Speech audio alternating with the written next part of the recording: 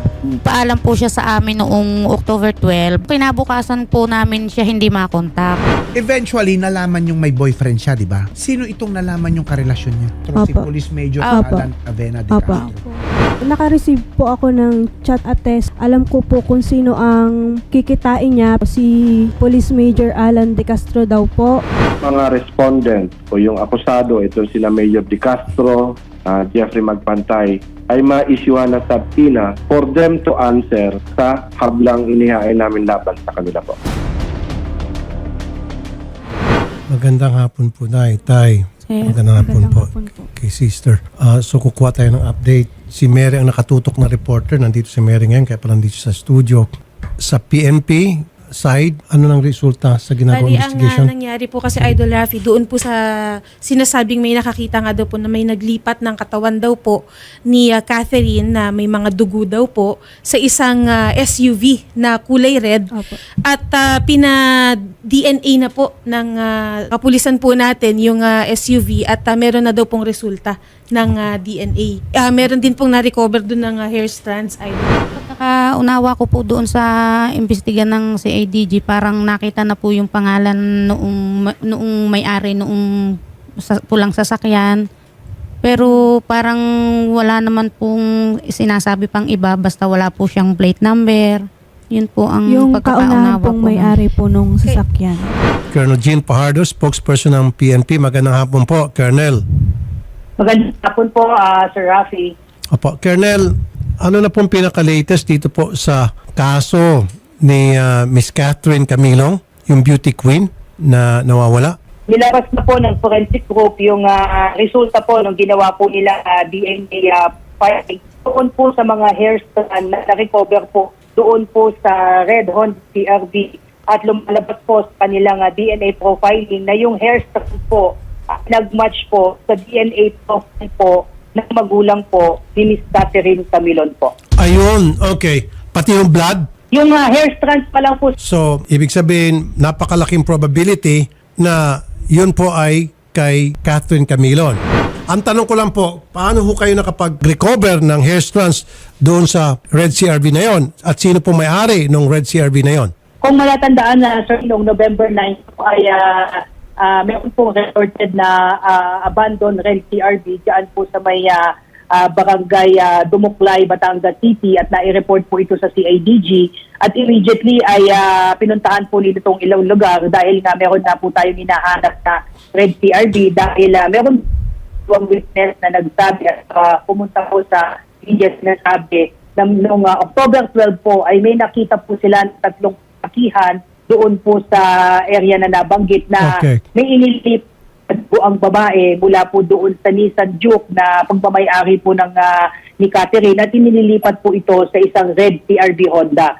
Kaya as a result of that po ay pina-forensic examination na po natin itong red CRV at doon na po Sir Rafi nakita itong possible blood samples at saka hair strands. Okay. As to the owner po Sir Rafi, ay na-trace na rin po ito base doon sa chassis and engine number na pagmamayari po ng isang individual na nakatira po dyan sa Las Piñas. Tahan po siya, sir, na Highway Patrol Group at ADG ay sinasabi po niya na naibenta na daw po niya itong sasakyan as early as 2013 at hinihintay po natin magpresenta po siya ng ebidensya kung kanino po niya naibenta itong sasakyan na ito. At nasabi niya ho ba kung kanino niya po naibenta? Hindi na matandaan according dun sa kanyang statement, subalit nag-commit po siya na makikipagtulungan at hahanapin po niya yung deed of sale dahil halos 10 taon na po yung nakalipas but siya ay in constant communication po sa ating mga investigating unit po. Okay, kasi po, kung 2013 pa yan, that's 10 years ago,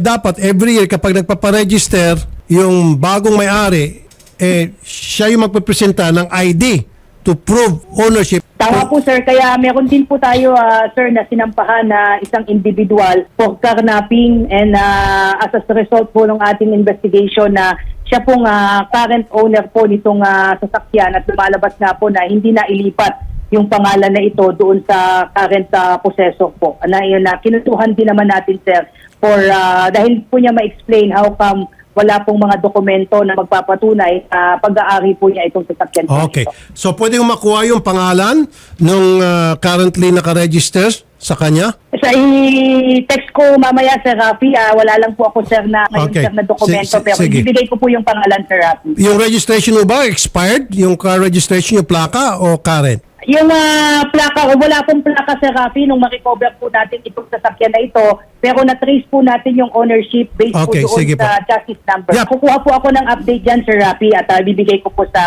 inyo po, sir. Kilala niya ho ba si Major nung tanungin niyo po? He denied any knowledge about dito sa kaso po involving Miss Catherine Camiton, sir. Nasaan po ngayon si Major? Akala po yan po siyang under restrictive custody sa headquarters po ng Police Regional Office 4A po dyan po sa Cab Vicente Lim po. Okay, pero wala pa pong kasong inaisasampa sa kanya? Meron na po, sir, noong November 14 po ay nagsampa na po tayo sa Batangas Prosecutor's Office ng kasong kidnapping and serious illegal detention laban nga po dito kay Major De Castro at isang Jeffrey Ario Magpantay at 2 other tandos. At iniintay na lamang po natin ilabas ng Prosecutor's Office Sir Rafi yung resolution po. Okay. So habang gumugulo yung kaso sa Fiscal's Office at lumabas yung resolution at maraffle yan sa isang judge at lumabas ng warrant, dyan muna sa kampo ninyo under restrictive custody at hindi siya makakalabas. Tama po, sir. At Colonel, asahan ko na hindi po makakatakas yan. Yes, sir. Yun naman po, sir, ang commitment po ng So when you said restrictive custody, siya po'y nakapaggalagala dyan sa headquarters? Nandun po siya sa kampo, Sir Rafi, ng regional headquarters po ng POPO-K. Nandun po sa Okay. isang lugar po doon, sir. Okay. Sa loob ng kampo siya, pero he's allowed na gumalagala? Hindi po, sir. Restricted po ang movement niya. Nandun lamang po sa kampo po doon. Dinidinig po itong kaso at gumugo na rin po, sir, yung kasong administratibo laban sa kanya. Oo nga po, ma'am. Restricted siya sa isang lugar dyan. So, ibig sabihin, pwede o siyang tumakas kung gustuhin niya. Meron pong nakabantay po sa kanya, Sir Rafi, ng mga pulis natin po. Is it possible kung siya ay ilagay sa loob ng selda? Is that possible? Is that okay? Sa ngayon, Sir Rafi, ay hindi po siya nakakulong dahil ongoing pa po, sir, yung case build-up at evaluation. Subalit kung ito po ay papasok na po doon sa level po ng preliminary investigation at meron na pong resolution po at maisampa na po sa korte at mailabas yung warrant of arrest, ay po pwede na po natin siya, sir, iserve yung warrant of arrest Opo. para ikulong po siya. So, nakahold po siya with restrictive custody. Wala ho pa bang ibang kaso administratibo na isang Meron na po, Sir Rafi, yung Regional Internal Affairs Service o grave offense po itong isinampang admin case sa kanya at criminal case. Kaya po restricted po siya, pagtuloy po siya at binabantayan po ng ating kapulisan at po natin, Sir Rafi, Opo. sa ating mga kababayan na hindi po ito makakaalis po doon sa Opo, kanyang pinalalagyan naintindihan ko na po, yan. Colonel. Pero ako po'y sigurista kasi. Gusto ko lang po maniguro na using that administrative case that has already been filed against him by the PNP, then baka pwedeng sa loob po siya ng selda. Maski sabihin natin, sariling selda lang niya, wala siyang kasamang ibang mga inmate doon, preso. Para sa sarili lang niya, and then sa loob siya ng selda at hindi siya makakalabas. Sige po, sir. Sasabihin po natin yan, sir, sa regional director po, sir, ng PROPOK, kung possibility po na mailipat siya sa isang selda po habang dinidinig po ito. But as we speak po, we were assured, sir, by regional director po ng PROPOK. Sige, mag-assure po si regional director. Pero pag nakatakas na, ang sasabihin lang, ay sorry, nakatakas, hindi namin ginusto yan, pero pasensya na. Wala na, tumakas na yung tao. He is under strict security na 24 oras pong binabantayan ito at hindi siya basta-basta pwedeng lumabas kung asaan man siya hinold po ngayon. Ngayon, wala ko ba siya sinasabi kapag siya po'y tinatanong ninyo, inimbestigahan? Well, he opted to remain silent, Sir Rafi.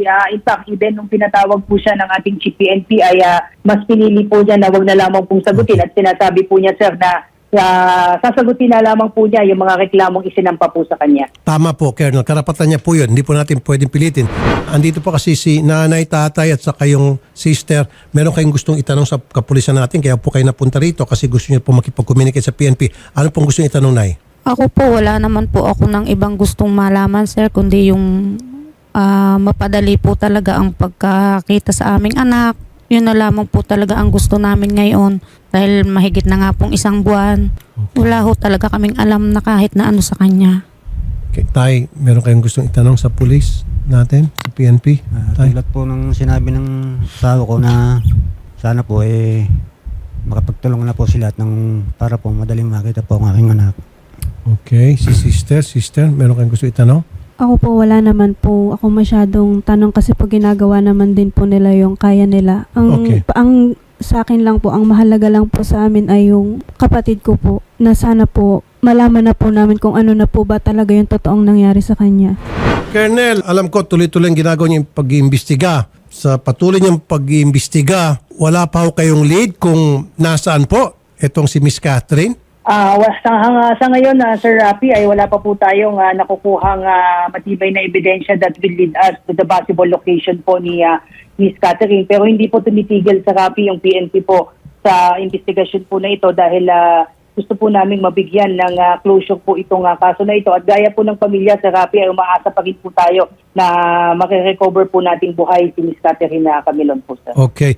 Wala ho bang mga testigo o CCTV na lumutang na pwede hong gamitin bilang ebidensya na para maging lead sa ginagawang investigasyon nyo ngayon? May mga na-recover po, Sir Rafi, na mga CCTV footages po yung CADG na siyang nangunguha sa investigation na ito. At ito nga po yung mga lead na sinusundan nila para ma-zero-in po yung mga possible na mga locations na pinagdalhan po sa kanya, sir.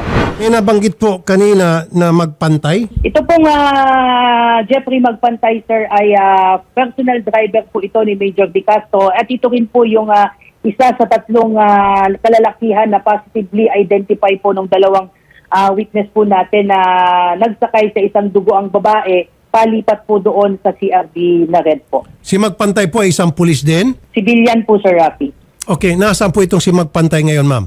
Hinahanap pa rin po natin, Sir Rafi, at gusto ko na rin pong kunin itong pagkakataon na ito Sige po. upang manawagan kung sino po, sir, ang meron pa pong mga informasyon para po sa ikalulutas po ng kaso na ito at maaaring may alam sa possible location na po nito mga suspect na kinasuhan natin, ay sana, sir, ay makipagtulungan sila para mabigyan din po natin ng kaukulang progress itong kaso po na ito. Okay, so si Jeffrey Magpantay ay personal bodyguard driver ni Major. Sino pa po yung isa? Tatlo po yung nakita ng mga witness natin. Isa nga po doon, sir, si Mr. Magpantay. Yung dalawa po, sir, ay unidentified po. Isa lang po yung na-identify po nung witness natin doon sa tatlong nakita nila. Ito po si Magpantay po, sir. Si Magpantay po ay nagtatago na. Yes po, sir. Na-check nyo na po sa mga posibleng pagtitirahan niya mga kamag-anak at wala po siya doon. Ongoing po, sir, yung ating manhunt operation laban po sa kanya doon sa mga lugar na posibleng kanyang kinaroroonan, sir. Okay, ano naman pong reaksyon ng mga kamag-anakan ni Major tungkol sa kasong ito, Colonel? Well, hindi ko po sila personal nakakausap, sir. Subalit itong kaso po na ito ay laban po kay Major De Castro na alam po natin na siyang pamilyadong tao, but yung pamilya po niya ay nakiusap na wag na po silang idamay dito sa kaso na ito at Okay. hayaan po yung kanilang kaanak na sagutin po yung reklamong isinampa sa kanya. Opo, ma'am. Gaano po katagal sa serbisyo si Major, Colonel, ma'am? More or less na almost 15 years na po ito, sir. Ito po ay batch 2008 po, kaya major na po siya. So more or less, Sir Rafi, ay mahigit close to 20 years na rin po ito, sir. 20 years. Okay, PNPA graduate po siya. Opo, sir. Opo. Okay. At ano po yung pwesto niya currently, ma'am? Bago po siya, sir, narilib po sa kanyang pwesto, ay siya po ay miyembro po, sir, ng Drug Enforcement Unit po ng Police Regional Office 4A po. Ayun. Drug Enforcement Unit. Siya ho ba ay pinadrug test niyo na baka ito po ay drug addict na? That I have to find out, Sir Rafi, kung siya po ay dinarag test po, sir, ng Pro 4A. Opo. Gaano na po siya katagal na miyembro po ng anti-drug unit po ng PNP? My apology, Sir Rafi. I don't have with me the Major De Castro. Ang information lang given to us, sir, is dati po siyang miyembro po ng Provincial Drug Enforcement Unit po. Okay, sige po. From time to time, Colonel, kami po ay may paugnayan sa inyo on behalf of the relatives kasi pupunta po sila sa amin para kumuha ng update. Now, tatawagan namin kayo at kung ano pong pwede namin maitulong na aking tanggapan, not only dito sa Wanted sa radyo, kundi tanggapan ko Senado para mapabilis yung paghanap ng hustisya ditong ng pamilya ng nawawalang si Ma'am Catherine Camilon, Colonel. Yes po, Sir Rafi. Asahan niyo po yung cooperation po ng PNP tungkol po sa kaso po na ito, sir. Thank you po, Colonel. Salamat po, sir. Ako po ay magbibigay ng reward. Ginawa ko to noon, na-solve ko, gagawin ko ulit ngayon. Magbibigay po ako ng 500,000 pesos reward sa makapagtuturo sa kinaroroonan ni Jeffrey Jepoy Magpantay. Isa pong napakahalagang witness ito. Kapag naituro niyo po yung kanyang kinaroroonan at hanggang sa siya po ay nasampahan ng kaso, makakatanggap po ang sino man ng 500,000 pesos cash coming from me from my own pocket. Pero ko pong sarili yan. Ayan po. Pagmasdan po na mabuti ang pagmumukha po ni Jeffrey Jepoy Magpantay. Ito po ay personal bodyguard and driver ni Major De Castro. Siya raw po, ayon sa testigo, kasama sa nagbitbit sa katawan kay Miss Catherine Camilon papunta sa isang red CRV Honda at nagtatago na ngayon. Ganito ang gawin mo, Mary. Kailangan ng cooperation talaga dito. I'm sorry, I don't want to put pressure dito po sa kamag-anak ni Major na wala namang kinalaman sa kaso. Pero sa ngalan ng pagbibigay ng linaw sa isang kaso na medyo malabo pa, nahirapan yung mga pulis natin para mapabilis yung paggulo ng kaso, ma-identify yung mga tamang suspect, then ang susi rito ay itong driver. And I'm sure kung driver bodyguard ito ni Major, then kilala ito ng family ni Major. So, the PNP should talk to the family of the Major para magbigay ng info. Hindi natin kailangan banggitin pa yung pangalan, pagkakalinlangan ng wife at family Major. Pero dapat mag-cooperate din yung family ni Major dito sa ginagawang investigasyon. At anong cooperation kailangan? Sabihin ng family ni Major kung sino itong si Jeffrey Jepoy Magpantay. At least doon man lang tutulong. Now, kung sumuka rito, Jeffrey Magpantay, tulad ng ginagawa ko, I'll protect you. I'll make sure na walang mangyari sa'yo at bahala na sa korte. Yun yung pangako ko sa'yo. Colonel Pajardo. Hello po, sir. Okay, isa na naman po. So ito pong si Jeffrey Jepoy Magpantay ay driver bodyguard po ni Major. So did you talk to the family of Major para tanungin kung sino talaga ito si Magpantay, taga saan siya? Baka pwede makita yung kanyang resume. Siyempre, pag nag-apply ito kay Major, meron itong resume at sinamitan niya kay Major. Maraming mga information doon sa resume na maaring makatulong sa inyong investigasyon. Na-establish na po natin, Sir Rafi, base po sa ating investigasyon na ito po talaga ay personal driver po ni ni Major De Castro. Subalit, kagaya ng nasabi ko kanina, Sir Rafi, ay ayaw pong magsalita, sir, ni Mr. De Castro, Major De Castro regarding po sa kaso po. Ang ibig sabihin ko, ay magsalita po ni Major, then yung pong family ni Major at least. Kasi kung driver bodyguard ng Major, kilala to ng kanyang pamilya. Yes, Sir Rafi, nakiusap din po, sir, yung family po nitong ni Major na ayaw na po nilang magsalita tungkol po sa kaso ba ito at nire-respeto na po natin. But this will not prevent us, Sir Rafi, para magkalap po ng ibang ebidensya para malocate po natin itong si Jeffrey Magpantay po, sir. Pero ma'am, anong masama doon kung kayo po, hindi man natin ibabanggitin yung pangalan ng pamilya ni Major, and I will respect that. Hindi ko babanggitin yung pangalan nila, pero we're trying to investigate a criminal case. I understand po, sir. Sige po, sir. Alamin ko po ngayon yan, Sir Rafi, kung ang possibility po ng CID ay makausap po, sir, itong pamilya po ni Major De Castro para makakuha po ng ilang detalye. Kasi ma'am, there's such thing as obstruction of justice po. Opo. Ayoko makasuha ng obstruction of justice itong pamilya ni Major. That's why ang all they need to do is to cooperate. Ang sasabihin lang nila, ayan, si Magpantay, driver nga talaga ni Major, at ang pagkakaalam namin, dito siya nakatira at ito yung mga kamag-anak niya na para yung mga babanggitin, mga lugar at tinitirhan niya at mga kamag-anak niya, pwedeng bantayan yon. Di ba? Pwedeng subaybayan yon. Yan po ako, personal, Sir Rafi, sa CIDG po, baka sakaling nagawa na po nila yan at kung hindi pa po ay ipapagawa po natin sa kanila yan, Sir Rafi. Opo, walang iniwan to sa yung nawawalang preso sa dati, sa Muntinlupa. Okay? So meron silang listahan ng mga kamag-anak. Lahat ng mga kamag-anak, bahay ng mga kamag-anak, kinasing nila, binantayan nila, nahuli. O, ganito Yes rin dito. po, sir. Yes po. So lahat ng Yes mga po, sir. kamag-anak ni Magpantay, mga kaibigan, sigurado ako, isa doon titirhan niya, di ikutan, bantayan. Di ba? Tama ba, Major? Sir, Colonel? Tama po, sir. Ginagawa po ng CIDG yung manhunt operation at nasisiguro po, Sir Rafi, na lahat po ng mga na-identify natin na posibleng pwedeng puntahan at pagtaguan po nito ay puntahan na po nila.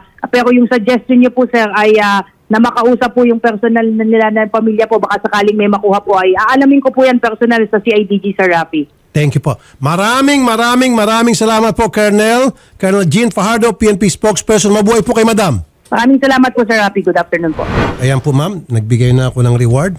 I'm sure, maging yung kaibigan niya siguro, barkada, tropa niya, ibebenta siya.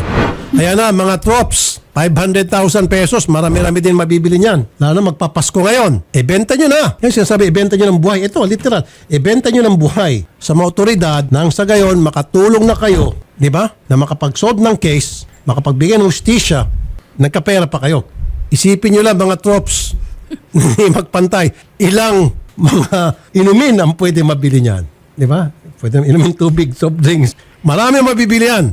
Marami, yung 500,000. Kasi dati nagbigay din ako ng reward. Opo. Ilang beses ako nagbigay ng reward dito, tuwing nagbibigay ako ng reward, nasusolve. 500,000 pesos, makapagtuturo hanggang sa masampa ng kaso, itong si Jepoy Magpantay at may kanta niya yung primary suspect, yung mastermind. Ayun, 500,000. Sige po ma'am, ganun po muna tayo ha. At kung ano po may tulong ko po sa inyo, Nay, Tay, Ma'am, andito lang po kami. At yung akin pong tanggapan sa Senado, open po kung kinakailangan po. Kung halimbawa, parang nakikita natin na wala na pupunta investigation, tayo po pwede magpatawag ng Senate hearing in aid of legislation na para talagang malaman natin ano nangyari. Opo. Salamat po, sir. Yes, ma'am. Sir. Salamat po, sir. po. Maraming salamat po, sir. Opo. Magandang hapon po. Ganda nga Thank po. you. Thank you po.